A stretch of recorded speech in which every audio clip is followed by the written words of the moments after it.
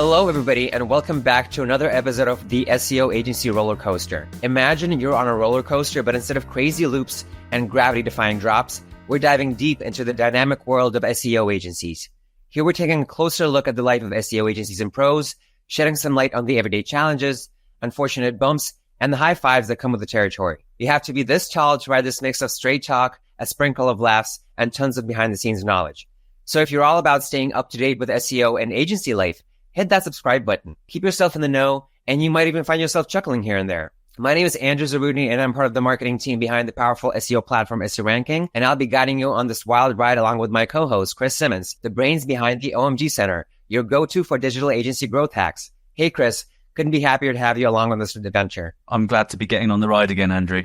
Awesome. I just want to say that we have something a bit special planned, a bit more special than usual. So our guest brings something different to the table. I want to introduce Elena Demianenko, leads the regional marketing team over at SEO Ranking, an SEO platform designed to help digital agencies and SEO professionals with all of their digital marketing efforts. And we asked her to join us so that she could share her extensive experience in reaching new markets and making a splash. So any agencies out there tried and tested tips to expanding their business to new countries should definitely stick around for our chat. All right, so I did the intro. I'm all buckled up and good to go. Let's make sure Elena is also strapped in and good to go. Safety first. And let's hit the road. We're on the roller coaster. Everyone be safe. It's my favourite bit of the whole podcast. It's over now. We can just end the podcast. Elena, lovely to have you on. Thank you so much for taking some time. I know that you guys are busy, especially recently with the brand refresh as well, which is fantastic work from everyone on your side. You've been in marketing for quite a while, I think, as far as I can tell. Give us a bit of a background on yourself and how you got into marketing, and then, you know, latter stages. Obviously now at the moment you're in the SE Ranking team. So talk to me about it. Tell us about it. Yeah, sure. Thank you very much. Thank you, Chris. Thank you, Andrew. So actually, when I was a teenager, I always wanted to, I had a passion about traveling because with my family, with my parents, we traveled a lot. And then I also thought that it's quite a good idea to know several languages. So I didn't know what I want to do. And so I decided to enter the international business and tourism as a study in university. But then I found my passion in marketing. But since, after the university, it's quite hard to find a work just from the very beginning. So I started working as an office manager. But anyway, I was still remembering that I really want to go to marketing. So actually, in 1 year, I actually joined the marketing team. And now I'm already 12 years in marketing, product marketing mostly, in software companies. So yeah, actually, right now I realized that my passion was about traveling and languages. And right now I'm leading the regional marketing. So it's like traveling and languages, everything, and marketing. So all my things that I love. One of the things I love about marketing is being you kind of have to understand the audience, and I think knowing other languages helps you get into the head of other people, because the way sentences are structured and the meaning behind words, and it must make a big impact. I can say that I know many languages at this moment. Sorry, Andrew. I just speak English, Ukrainian, for sure. I started learning Portuguese, and still struggling here because I live in Portugal at this moment. But I also think that it's always not only about the language, but also about understanding the culture of the market that you're entering. This is really interesting because at this moment I have experience in different markets, different cultures, and it's so different. You cannot just apply the strategy from the English-speaking markets to the Japanese one. It's just absolutely different. Yeah, there's a saying like the more languages you know, the more lives you lived. I wanted to ask you a bit to stop more specifically about SEO Ranking. Tell us what SEO Ranking is, what it does, and how your journey personally has evolved. Because right now you're the regional manager, and you said that you love traveling and tourism. So how does your journey in SEO Ranking specifically evolved? Yeah, so SEO Ranking at this moment, I love that we call ourselves platform that helps SEO specialists make SEO easier. Yeah, so we try to make it easier, make easier life. I joined this ranking 8 years ago, almost 8 years now, and I started as a marketing manager. There were only 4 of us at that moment, and I was covering all the things like emails, content, Facebook, even launching paid ads. Then it led me to launching our affiliate program. So that's how I started working with partners and influencers and also affiliates. And then we started our first big partnership. It was a regional partnership, exclusive one for the Japanese market. And actually this partner, I think it's been already 7 years, something like this. This partner is still with us. He's covering our Japanese market. So step by step, we started realizing that we find the markets that are the most interesting for us, for the OS ranking, for our development here. And we just realized that we need a person in-house to boost the market, to cover all the marketing tasks, but actually not only marketing. So everything to boost the metrics from this market. So that's how we started with Spain, which is really interesting, market. And then I had a short break with maternity leave. And then we started developing French-speaking markets and then DACH region. The growth over the 8 years is obviously not gone unnoticed, given the fact that it's a well-known brand name now across not just the UK, not just in Ukraine, not just in most of Europe, but in the States as well. You hear it, and I know that you've got a widening customer base all the time. There must have been some real twists and turns, using the roller coaster analogy a little bit too far today, but there must have been some real twists and turns along the way. Have you ever felt like getting off the marketing roller coaster?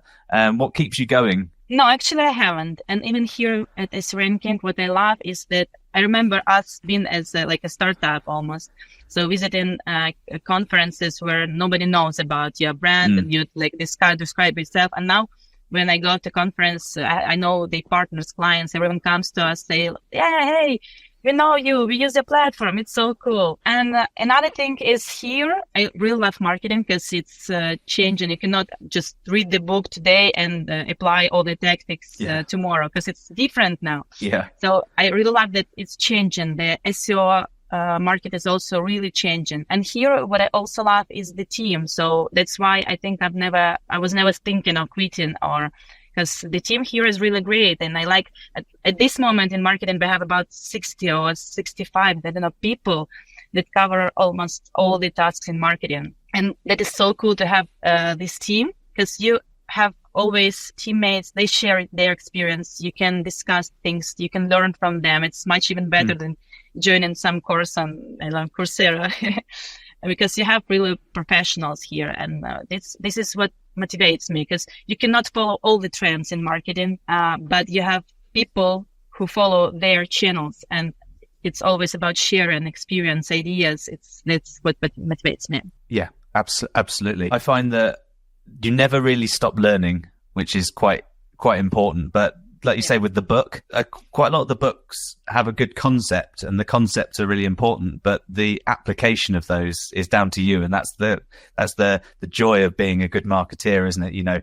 You kind of understand. Oh, got to understand the audience, or we've got to understand the value proposition, that sort of thing. Great, thanks very much, book. But now I've got to go and do that and apply it to this thing that keeps changing, keeps moving. And the people that come to you in the conferences and the meetups, how many of them say, and I'm pretty sure it's a lot of them, I've got your socks. I wanted to mention this. This is, I'm always saying to the team that we should open our online shop selling our socks. My husband, actually, he's a big fan of our socks. He has about 5, I think, pairs of our socks. But yeah, so this is how we're getting popular. We just started making socks. Well, just to give you some ideas for your future SE ranking shop, by the way, next week, I know this will be published just after Brighton SEO or a little bit afterwards. But at Brighton SEO, you guys are sponsoring a live podcast event, and one of the sponsor benefits that you've decided to bring is you're sponsoring one of our dogs, and our dogs have the new SE ranking logo T-shirts. So you should be doing dog T-shirts as well as socks, just to give you an idea. I'm just thinking business. Absolutely. I agree with you. For dogs, then probably for cats, and then for kids. I think this is the idea that we miss yet. So to provide actually, when my son was born, he got a T-shirt with SE ranking logo saying that he's part of the SE ranking team. This was so it's cute. A new revenue stream. Bring it, take it to the board. So one thing with running a growing business, one thing from a marketing point of view, running a big team, it's never been easy. But it was made harder with the pandemic, people coming out of the office and being all over the place. and trying to run teams in different time zones and things like that. And I know for you guys being Ukrainian based, the war has obviously made it an awful lot harder from a being together point of view. Some of you are still in Ukraine, like Andrew. Some of you are outside of there, and there's different time zones, there's different languages, there's different cultures.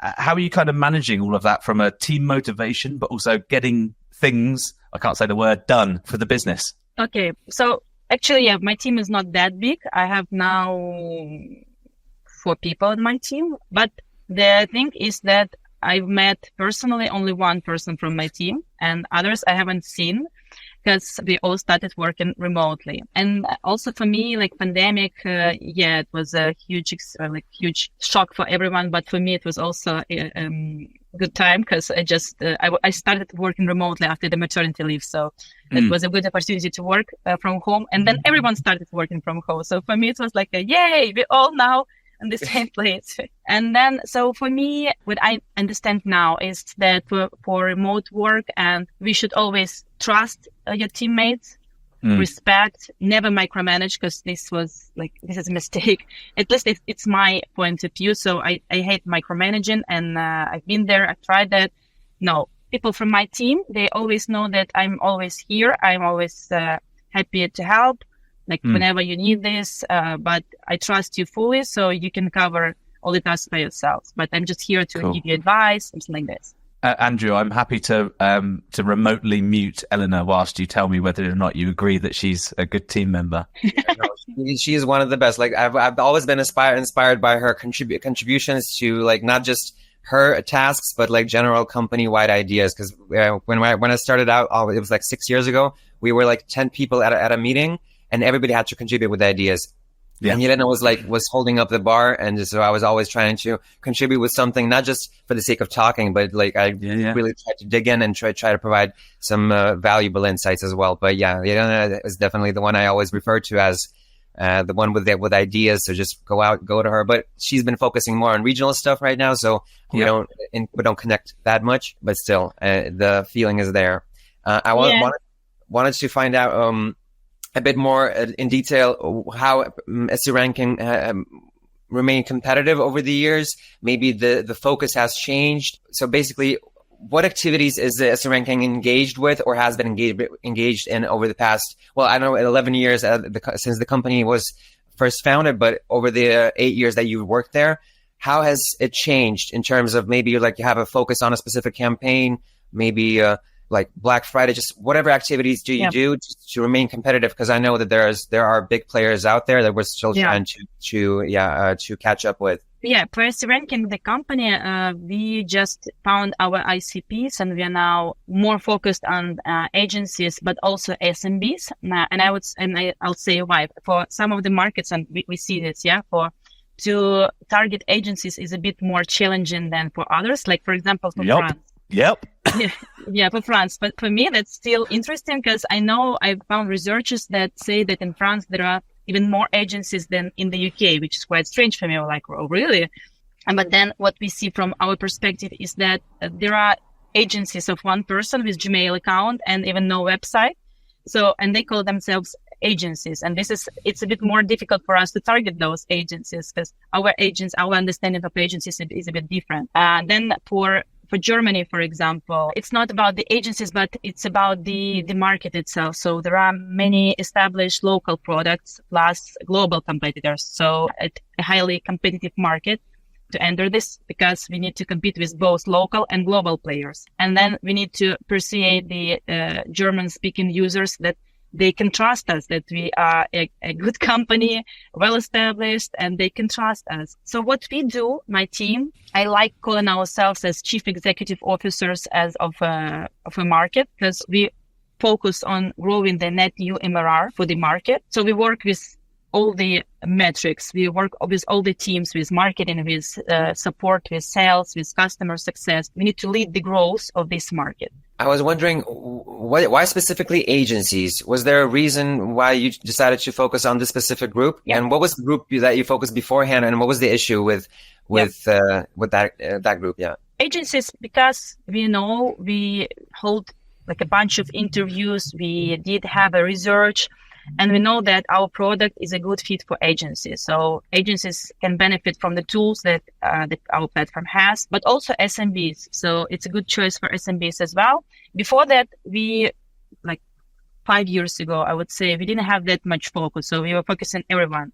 Like we're trying to get any customers from any kind of group. But then, after developing the product, so it was like, we're going to do the best SEO product, SEO platform. But then we realized that we should focus the target audience. This product is going to be used by whom? Okay. And we found out that this is a good fit for agencies and SMBs. Do you find that developing that product, so it's a side question to that one, do you find that when it comes to sort of product meetings that marketing is helping to lead that now, then, that you've got this focus? Actually, to hold the focus on product, help a marketing team, yes, but I like calling ourselves also a customer-driven company, a product. So we always, and actually I created that idea like 5 years or 6 years ago, but I don't remember. So we have a annual even campaign when we ask our clients what they want to see on our platform next year. So which features, which tools, whether we have a lack of features. So we have this kind of annual campaign and we're going to launch it quite soon. But what we also do, so we do it regularly. One campaign is officially, like we do this campaign, we ask them, we collect the feedback, then we make a roadmap, and then we share our roadmap for the year, and also saying like what we've done for the previous year. But we always do this. So we have the meetings with our customers. We always ask them whether there is a lack of features, etc. So this is the time where I'm going to steal a little bit of info from your brains. Is there a strategy that you can highlight that you guys have used to build, new audiences in any of the untapped markets that you work in? From my experience, it's the strategy should be the following: to research, build a strategy, and localize, but then analyze. It's always about data. So you can build a strategy as it was with Japanese market, for example, where we have an exclusive partner. We were trying to apply the tactics. We use the same channels that we use on other markets, but then you face that it just simply doesn't work. Because Japanese customers, they have like, for example, they want to pay us in a credit. So they start using, and then only after 40 days, they'll pay. Or they would prefer, they choose the platform for, might be like 4 months. So it's always, I would say that the best strategy is to research, build a strategy, localize your strategy, from your experience, what you have, and then analyze it, and then change it again. So it's always, the decisions should be data driven. You should, make the decisions based on data. Yeah. I know that you say about, when you opened in Japan, for example, the same tactics didn't apply. And I appreciate that Sun Tzu is Chinese and not Japanese, but he said that tactics without strategy is the noise before defeat. And if you do that research first, you can understand, where the market is, you can understand where the landscape is. Then you can deploy your tactics appropriately. And like you say, the data is what you see happening on the ground afterwards. And that then means you can reapply those tactics in different ways to nudge things in the right direction, which is pretty cool. You guys are quite, I say, ahead of other SaaS companies in terms of partnerships and things like that. Quite a lot of SaaS companies that I've worked with in the last 12 years in the digital industry have been, do this thing for free and we'll put your logo somewhere. Whereas you guys actually have real partnerships. What's the best way you find to sort of build these partnerships? Because I do have a drawer full of socks, but that's not why I like you guys. We have different types of partnerships. So my answer would be like, it depends. Because we have affiliates, we have great partners that we have influencers, we have partners who just love our socks. We have big partnerships, and that's where it is important to have a good product and a good team, with a good team that is ready to invest enough time into this partnership. For example, we have a partnership with Wix. And it took us quite a long time in terms of development and also building this connection with the Wix team. So I would say that to build good partnership is to have a good product and a good team. Yeah, I'd agree. I can contribute by saying like what Elena said a couple of questions ago was when we first attended different conferences like Brighton SEO, nobody knew us, so it was just a matter of consistently attending it, always being there, reaching out, and then right now we can already feel the benefits of all that work that was put in like 6 years ago, 7 years ago. Yeah, for sure. There's like an always on approach, isn't there, in marketing these days, especially for things like what OMG does, what you guys do. If you're always there and you're always seen in the right way, when someone needs you or wants you, they know where to go. And I find that quite nice. But with partnerships, my wife hates me saying this because I say it like 3 or 4 times a day. But in the UK, we have a saying, which is a rising tide raises all ships. When you're in partnership with someone, you're not looking for an immediate benefit. You're looking for something that benefits everyone. And I might benefit from a partnership with you guys in one way, whereas you benefit in a slightly different way. But we all win, and then the ultimate customer at the end result wins. You know, agencies might listen to this and go, wow, I've learned a new thing. This is great. I'm going to sign an SE ranking subscription or something like that. Or maybe they don't. Maybe they recommend it to someone and it works for everyone, doesn't it? It's brilliant. Yeah, absolutely agree. I have one partner. He is a Portuguese, and he sent me a cake. Last year, he sent me a cake. And I say, like, why? I don't understand. Like, thank you very much, but why? And he said, thank you very much, because you value your partner so much that I feel this. I would love to do more. I just don't have much time because he works in an agency, but I feel that. And thank you. I really like your attitude to people. And I was really shocked. And this is what motivates you. Yeah, wonderful. What about in terms of workload? Like you have different campaigns, different activities, different times of years. What happens when you have like a lot of going on, too much happening on your plate, like a lot of stuff? Do you experience bad stress, or do you experience stress that motivates you? How do you handle when there's just so much going on? Yeah, actually, I'm struggling sometimes, but listen to one lecture about stress and about bad stress and good stress. I should say that I do have sometimes bad stress because there are lots of things going on, and I have different markets to cover, and you should focus and understand like what's going on there and there, because we're on a different level of being there on the market. Comparing Spanish or French market, we have different presence there. I'm always trying to remember our focus. So I'm always trying to build a goal for the quarter, for example, for the year, for the goal, and trying to stick to that goal. But then always remember that you should be flexible, as SEO market is so, it's a roller coaster, because you should understand that, you've planned it, but now you should be ready probably to cut your plan or to change your plan.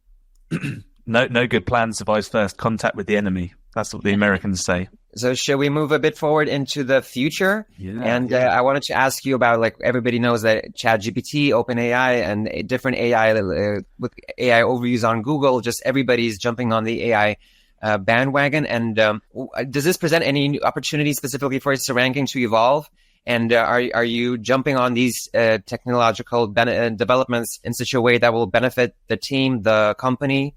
Is there just any approach that you SEO ranking is working? Because it's a technological company, so definitely some work goes into that. So if you could elaborate on any AI related activities going on SEO ranking, and how you plan on leveraging that. Yeah, absolutely. We're trying to follow all technologies, and with the AI overviews, we have already released our AI overviews tracker for the USA, because it's now working in the USA. Yeah. We are getting prepared for Google to launch it for other markets. Nobody knows, but the market is discussing this, and we visited some Spanish conferences. So quite many SEO specialists there are following the trend, because they're getting prepared for when it's going to be released on the European market. And since what Google says that it is going to be released there, we are getting ready for this, and then following the technologies that are going to be released. I see that our development team is now really flexible. As I said, it's like me, in my own projects. So they're planning, but then the AI overview is released. Okay, let's forget about the plan and build a new product in the future. Well, what about any AI tools related to content creation, or maybe just analyzing the market, just providing insights to customers? Is that something that SEO ranking is involved in?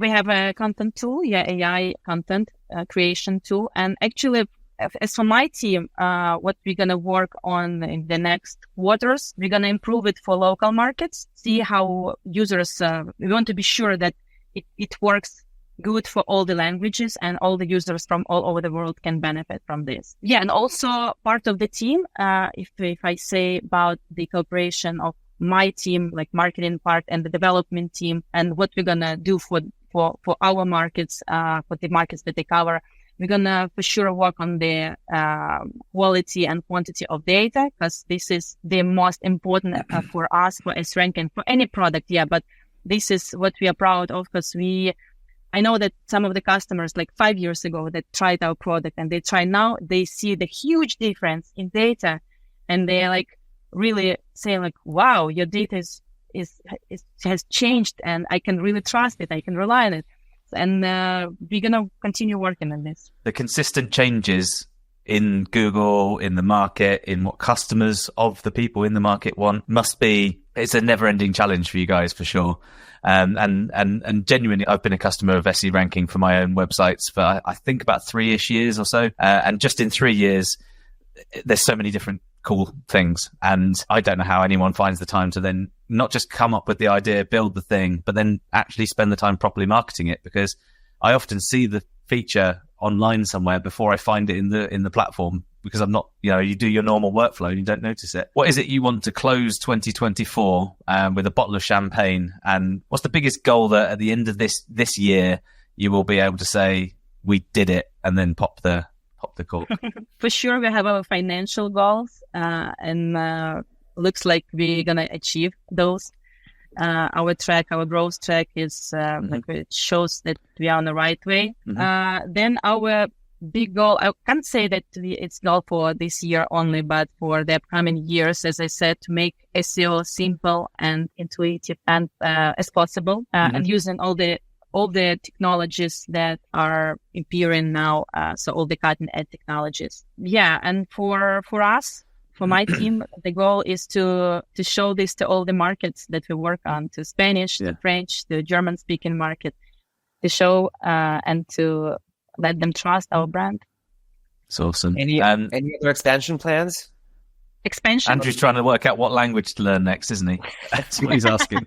I want to finish with Portuguese. I'm struggling here. If you get Portuguese, then you can go to South America as well. It's, next step. Little quick fire round for you. What's the best advice you've ever got? As I said before, do not overplan. You'll never get to the end of your list. You should focus on priorities and be ready to cut your plan. I think this is one of the most recent pieces of advice, and one of the best that I use almost daily. And conversely, what is the worst advice you ever received? I remember in the very beginning of my marketing journey, someone told me, just look what competitors do and copy it. Oh yeah, because that's good. Yeah. That's how you beat them.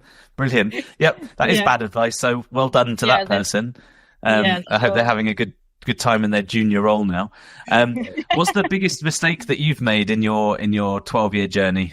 I would say I worked with unmotivated people in my team. So when you try to motivate someone who doesn't really want to, then it comes to micromanagement, like, hey, I'll show you how to do this. Just follow what I do and I'll help you to achieve your goals. And that's a mistake, because actually just you don't invest your time properly. So never work with unmotivated people. Very true. I know it's hard to say this because you work remotely and it's really hard to definitely be able to understand what's in someone's brain straight away. But do you think you'd make that mistake again, knowing what you know now? I hope no. And right now I'm trying with all the people I work with. I'm always trying to be sure that they're interested, that have this flash in their eyes, so they are really motivated. So I'm trying not to make this mistake. Let's see. Hopefully I will not do this mistake in the future, but I'm trying not to. One of the things, like when you're working remotely, when you're working with different people, my motivation today might not be my motivation tomorrow. And as a someone who's in charge of a team, you've got to just kind of keep that balance. It's hard on a roller coaster. Yeah, for sure. Yeah, I just wanted to contribute this by saying that in SEO Ranking, I have a feeling that we come up with our own tasks. Like it's a matter of self-developing. Like you want to be like responsible for doing something good. Like, so it's not just like you're doing it because the team lead asked you to, and you're like, okay, thank you. Yeah, just check this off the list of stuff to do. It's everybody just comes up with their own ideas all the time. So that's really one of the most interesting stuff about parts about SEO rankings, like team. Yeah, lovely. So was that the last quick fire question? That was. We're done. We can go home now. Oh, we are home. I'm not at home. I started working actually about the working remotely. I just realized that I've been working at home for so many years. So I decided to work in the office finally.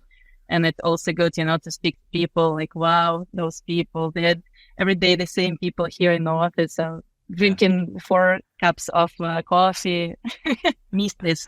Yeah, for sure. So let's do the sign off. And I want to say that is it for today's episode of the SEO Agency Rollercoaster. Thank you to Elena Demianenko of SEO Ranking for taking the time to be here with us. It has been a pleasure. This whirlwind adventure is brought to you by SEO Ranking, the go-to SEO toolset for over 40,000 digital agencies worldwide. If you're ready to take your digital agency's SEO game to the next level, be sure to join the SEO Ranking family. Don't forget to hit that subscribe button for more insights, laughs, and all things SEO. This is Andrew Zarudny alongside Chris Simmons, signing off from the SEO Agency Rollercoaster.